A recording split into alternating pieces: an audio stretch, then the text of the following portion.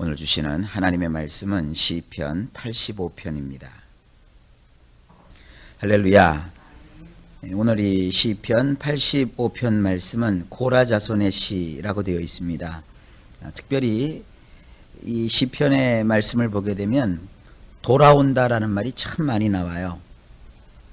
우리도 하나님께로 돌아왔고 또 하나님께서도 우리에게 돌아오시고, 여기 보면 하나님께서 하나님의 백성에게 막 화를 내세요. 진노를 하세요. 진노가 어느 정도로 노를 하시게 되냐면 경노를 하세요. 화도 말이죠. 그냥 속으로 내는 화가 있죠. 그래서 우리나라 사람들은 속에다가 화를 품는다고 그러잖아요. 이제 한이 맺히는 거죠. 그렇게 해서 속으로 한을 품고 살면 속이 새카맣게 다 타버려요. 그래서 예수 믿는 분들은 이 한을 기도로 다 뽑아내셔야 돼요. 이거 뽑아내지 않으면 그 화가 그 속에 미쳐서 속이 다 타버린다니까요. 이것이 이제 겉으로 좀 표현이 되죠. 그러면 화를 내게 되죠. 막 성을 내고 화를 내죠. 근데 이것이 한 단계 더 나가면 뭐가 되느냐 하면 경노가 돼요. 그 경노라고 하는 것은 막 굉장히 화를 표출을 하는 거예요. 그리고 상대를 형벌을 내리고 뭐 굉장히 괴롭히는 정도까지 이르게 되죠. 근데 하나님께서 이스라엘 백성들이 얼마나 못되게 굴었는지 하나님이 속에 분을 품고 화를 품으시는 정도가 아니고, 또 하나님이 가볍게 성을 내시는 정도가 아니라 경노하세요. 그래서 하나님이 이스라엘 사람들을 내동댕이 쳐버렸어요. 그래서 이스라엘 백성들이 외국에 다 포로로 끌려가요. 그러니까 하나님은 그들과는 이제 동떨어지신 것이죠. 그러던 어느 날 하나님이 그들에게로 그 화를 다 푸시고 돌아오세요. 그리고 이스라엘 백성들이 그 포로된 땅에서 다시 돌아와요. 그래서 그들이 어디서 만나느냐 하면 다시 옛날 그 예루살렘에서 하나님과 이스라엘 백성들이 만나요. 이스라엘 백성들은 포로로 끌려갔다가 돌아와서 하나님을 만나고, 하나님은 그들을 향하여서 경노하심으로 멀리 가셨다가 다시 그들에게로 돌아오세요. 그래서 예루살렘에서 하나님과 이스라엘 백성들이 회복이 돼요. 그 회복된 곳에서의 그 아름다운 모습을 이 시편 85편이 그림처럼 그리고 있습니다. 자, 이런 구조를 가지시고 본문을 보시면 본문의 내용들이 쏙쏙 들어오게 될 것입니다. 본문으로 들어가십시다. 1절입니다. 여호와여, 주께서 주의 땅에 은혜를 베푸사 야곱의 포로된 자로 돌아오게 하셨으며, 원문을 보면 이렇습니다. 당신께서 호의를 베풀어 주셨나이다. 여호와시여, 당신의 땅에게 말입니다. 당신께서 야곱의 포로된 자를 돌아오게 하셨나이다. 이제 돌아온다라는 말이 나와요. 2절입니다. 주의 백성의 죄악을 사하시고 저의 모든 죄를 덮으셨나이다. 원문을 보면 당신께 없어 당신의 백성의 형벌을 치워버리셨고 그들의 모든 죄를 덮어버리셨나이다. 아하, 우리가 포로에서 돌아오고 하나님이 우리에게 다시 찾아오시는 것은 바로 요거예요. 형벌을 하나님이 치워버리신 거예요. 그래서 이 치워버렸다는 건 굉장히 중요한 얘기입니다. 우리가 죄를 어떻게 할 줄을 몰라요. 그리고 그 죄로 말미암아 반드시 형벌이 따르게 되어 있는데 그 죄로 말미암는 형벌을 우리 힘으로는 해결할 수가 없어요. 그런데 하나님께서 그 형벌을 치워버려 주셨어요. 누구를 통해서죠? 예수님을 통해서. 예수님의 십자가를 통해서 그 형벌을 다 치워버리셨어요. 그리고 난 다음에 어떻게 하셨느냐? 죄를 하나님이 덮어버리셨어요.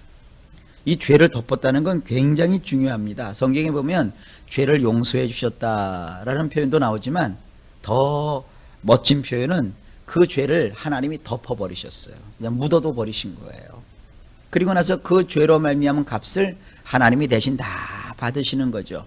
이렇게 하나님께서 십자가로 말미암아 죄를 처결하시고 처리하셨기 때문에 우리가 돌아올 수 있는 거예요.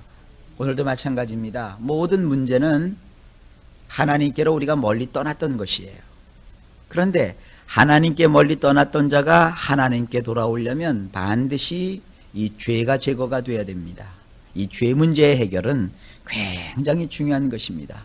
죄가 해결되지 아니하면 우리도 하나님께로 돌아갈 수도 없고 하나님께서도 우리를 향하여 돌아오실 수도 없는 것입니다. 그래서 이 죄악의 문제라고 하는 것은 굉장히 심각한 것입니다. 3절입니다. 주의 모든 분노를 거두시며 주의 진노를 돌이키셨나이다. 여기 또 돌아오른다는 얘기가 또 나와요. 원문을 보면 이렇습니다. 당신의 모든 흘러넘치는 분노를 옮겨버리셨나이다. 활활 타오르던 진노로부터 당신은 돌아오셨나이다. 죄가 해결되니까 어떤 일이 벌어지느냐? 하나님의 흘러넘치는 분노가 이제 우리에게서 옮겨갔어요. 그리고 하나님께서 그렇게 활활 불타듯이 끌어오르셨던 하나님의 진노가 그치고 하나님은 다시 우리에게로 돌아오셨어요. 이제 회복이 되는 것이죠. 그래서 4절입니다. 우리 구원의 하나님이여 우리를 돌이키시고 우리에게 향하신 주의 분노를 그치소서. 그러면서 그가 이런 기도를 드렸던 것이에요. 우리에게로 돌아오소서 엘로힘 우리의 구원이시여. 우리에게로 향하던 당신의 경노하심을 깨내어 버려 주소서. 그러니까 포로로가 있으면서 하나님의 사람들이 이런 기도의 제목을 가지고 기도했던 것이죠. 하나님 우리에게로 돌아와 주세요. 우리의 구원이신 엘로힘이시여. 그동안 우리를 향하였던 당신의 그 경노하심을 이제는 다 산산히 부셔버려 주세요. 우리를 건져달라는 것이죠. 그 다음에 5절입니다. 주께서 우리에게 영원히 노하시며 대대에 발분하시겠나이까. 원문을 보면 이게 재밌게 되어 있습니다. 이렇게 되어 있어요. 원문은요. 설마 영원토록 당신께서 우리에게 화를 내시며 대대로 성을 내시리이까. 어떻게 보면 참 얌체같지요.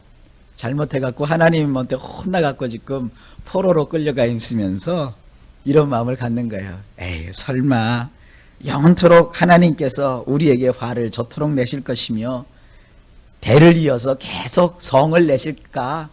아니야, 그러지 않으실 거야. 이런 신락 같은 희망을 그들이 가졌던 것이에요. 예, 맞습니다.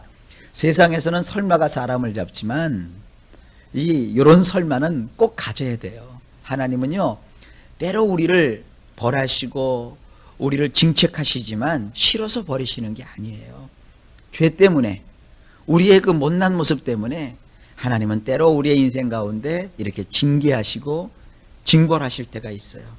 그럴 때 아이 하나님 그러실 수 있습니까? 하고 휙 돌아서서 하나님을 멀리 떠나는 사람들은 참 바보예요. 이 생각을 꼭 가지셔야 돼요. 설마 하나님이 나를 이렇게 버리시겠어? 그러면서 어떤 마음을 가져야 돼요? 하나님 나를 좀 어여삐 여겨주세요. 나를 좀 불쌍히 여겨주세요. 그리고 이제 그 화를 그치시고요. 나를 좀 찾아주세요. 나에게 좀 돌아와 주세요. 지금 이렇게 기도하고 있는 거예요. 자, 6절을 보세요. 우리를 다시 살리사 주의 백성으로 주를 기뻐하게 아니하시겠나이까.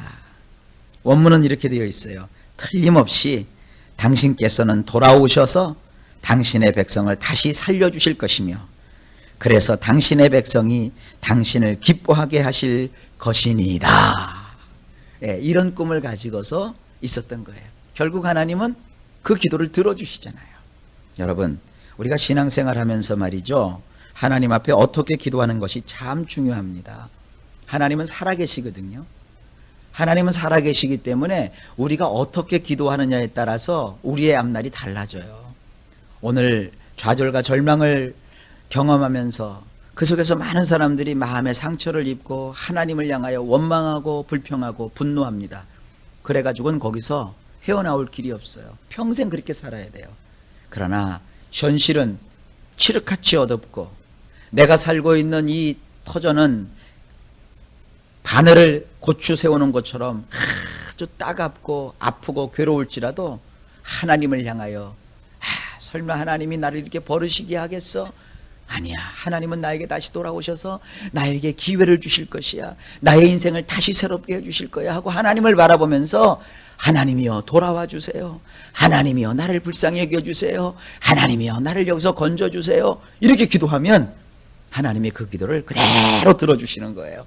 그러니까 절대로 신앙생활을 하고 예수를 믿는 분들은요, 마음을 약하게 먹어서는 안 돼요. 아무리 엄청난 일을 겪어도 거기서 좌절하고 쓰러지거나 굽어지거나 꺾여지면 안 돼요. 하나님을 바라보는 거예요. 그래서 우리의 기도는 그거예요. 돌아와 주세요, 하나님. 다시 나를 찾아와 주세요. 다시 나를 회복시켜 주세요. 이렇게 하나님 앞에 매달리면 하나님이 반드시 들어 주십니다. 7절이 바로 그거예요. 여호와여, 주의 인자하심을 우리에게 보이시며 주의 구원을 우리에게 주소서.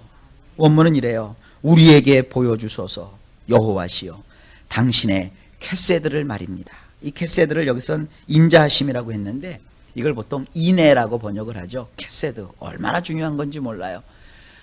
룻기를 보게 되면 나오미가 룻이 나오미에게 베풀어준 그 캐세드, 인애 때문에, 또 보아스라고 하는 유력한 사람이 나오미와 룻에게 베풀어준 그 캐세드, 인애 때문에 그 가정이 살잖아요. 다 잃어버렸고 다 죽었고 다 끝났던 그 가정이 불같이 일어나게 되잖아요. 하나님은 우리에게 이 캐세드를 베풀어 주시는 거예요. 그래서 이렇게 말합니다. 그리하여 당신의 구원을 우리에게 주실 것이니이다. 우리 성도들은 이렇게 기도해야 돼요. 하나님 보여주세요. 당신의 캐세드를 말입니다. 당신은 구원자 아니십니까? 그 구원을 우리에게 반드시 주시옵소서. 그 희망을 갖는 거예요. 자, 그래서 8절이 나옵니다. 내가 하나님 여호와의 하실 말씀을 들으리니 대저 그 백성 그 성도에게 화평을 말씀하실 것이라. 저희는 다시 망령된 대로 돌아가지 말지로다. 우리 성경엔 이렇게 되어 있는데 원문엔 또 이렇게 되어 있습니다. 한번 들어보세요. 나는 여호와 엘께서 하시는 말씀이 무엇이든지 간에 들을 것이니이다. 왜냐하면 그분이 그분의 백성 곧 거룩한 자에게 하시는 말씀은 샬롬이기 때문입니다. 그리하면 그들은 어리석음으로 되돌아가지 아니하리이다. 그러니까 여기 결정적인 것이 나오죠. 아까 앞에서는 하나님을 향한 소망의 기도, 그리고 여기서는 하나님이 하시는 말씀, 그것을 내가 듣겠다는 거예요. 근데 하나님은 우리에게 정말 말씀을 주실 때 말씀 속으로 들어가 보면 샬롬을 말씀하세요. 샬롬이 뭐예요? 평화, 평강, 안전, 행복, 뭐 이런 것이 아닙니까? 바로 이와 같은 말씀을 우리에게 주심으로 우리가 그 말씀을 듣겠다는 거예요. 그 말씀을 들으면 이제 다시 옛날에 그 어리석은 짓을 하지 않는 거예요. 하나님이 기뻐하시는 삶으로 우리가 나올 수 있다는 것입니다. 9절입니다. 진실로 그의 구원이 그를 경외하는 자에게 가까우니 이의 영광이 우리 땅에 거하리이다. 원문을 보시면 참으로 가깝도다. 그분을 경외하는 자들에게 그분의 구원이 말이다. 이에 우리의 땅에는 그분의 영광이 거하게 되었구나. 이스라엘 사람들은요, 구약을 보면 이런 사상이 있어요. 하나님의 영광이 그들과 함께하면 그들에게 평화가 있는 거예요. 행복이 있는 거예요. 그걸 가보트라고 합니다. 영광을. 그런데 이가보트라는 말이 있어요. 영광이 떠나요. 하나님의 영광이 그들에게서 떠나면 그들에게는 큰 환난이 있는 거예요. 하나님 앞에 범죄함으로 그 백성이 그 범죄한 대가로 형벌을 받아서 포로로 끌려갔다고요. 그런데 그곳에서 그 고통 속에서 하나님이여 우리를 다시 돌아가게 해주세요. 그리고 하나님이여 다시 우리에게로 돌아오세요. 설마 하나님이 우리를 이렇게 대대로 버리시겠나이까? 우리가 하나님을 다시 의지합니다 하고 하나님 앞에 나왔더니 하나님이 그야말로 그 진노하심을 그치시고 그들에게로 돌아와 주셨어요. 그들이 말합니다. 이제부터는 하나님이 무엇을 말씀하시든지 우리가 그 말씀을 듣겠습니다. 왜냐하면 하나님의 말씀은 이 형벌을 당했던 우리에게 평화를 주시는 말씀 아니시겠습니까? 하고 하나님 앞에 섰더니 하나님의 영광이 다시 돌아와요. 하나님의 영광이 돌아오니까 어떤 일이 벌어져요? 회복이 되는 거예요. 그래서 회복된 모습이 이제 10절부터 나옵니다.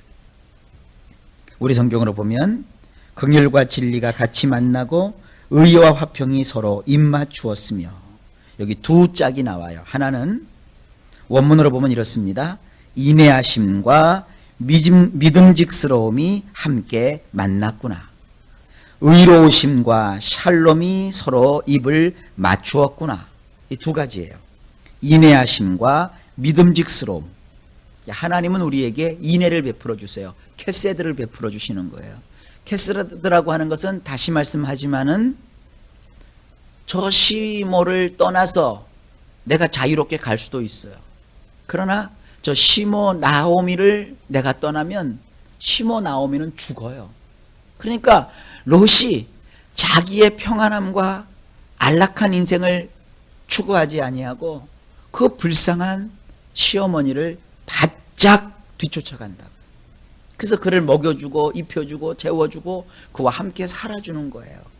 이게 캐세드예요. 하나님은 우리에게 그런 캐세드를 주시는 거예요.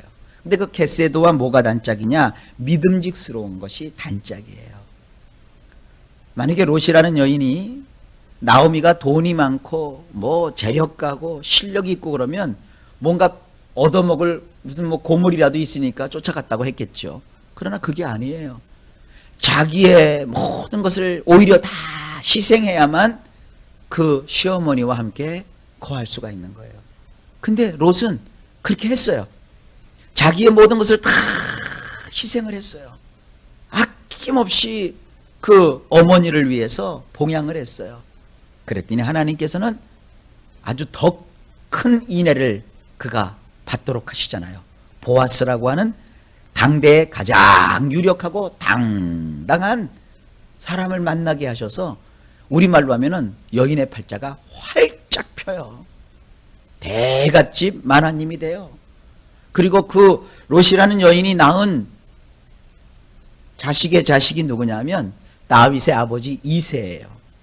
그리고 그 메시아의 혈족이 그 인애를 베풀었던 여인 롯으로 인해서 형성이 되게 되는 거예요. 왕가의 조상이 되는 거예요. 얼마나 대단한 영광이겠습니까? 바로 이 캐세드가 우리에게 주는 교훈이에요. 그러니까 믿음을 가지고 살아간다는 것은 뭐냐면 이런 하나님의 캐세드가 우리와 함께하는 거예요. 그래서 캐세드를 베푸는 사람도 항상 상대에 대한 믿음을 주게 되는 것이고 캐세드를 받는 사람도 항상 이 믿음과 더불어 있는 거예요.